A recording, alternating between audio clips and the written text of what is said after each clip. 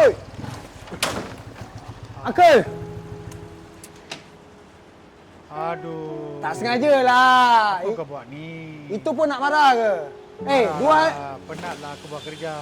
2 hari tak ada nampak. Mana you pergi? Aku busy lah 2 hari. Apa busy? Acah-acah macam kalah Perdana Menteri. Akak mana akak? Kakak badan tak sihat lah. Demam 2 hari. Ada rumah. You sudah bawa pergi klinik belum? Tak ada, belum lagi. Nantilah saya nak jual barang ni baru saya nak bawa pergi hospital. You sudah kawan dengan I lama lah. Sini. You tak payah kawan dengan I lah. Asal you tak nak minta tolong dengan I? Sebenarnya saya tak mau susahkan you lah, kawan. Balik duit ni. You bawa akak pergi klinik.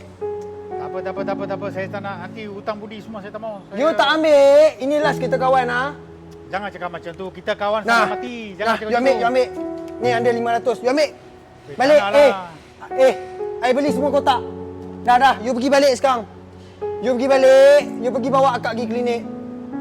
Janganlah macam ni. Banyak ni. Ambil je lah.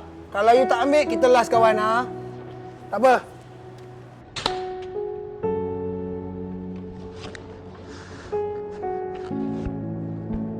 Alah, you macam I punya bapak je uncle. You susah I tolong. I susah nanti you tolong lah. Nanti saya ada duit, saya ganti balik duit ni.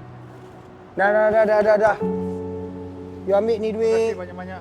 You pergi bawa akak pergi klinik. Nanti saya ganti balik. Apalah, tak ada hal lah. Ke?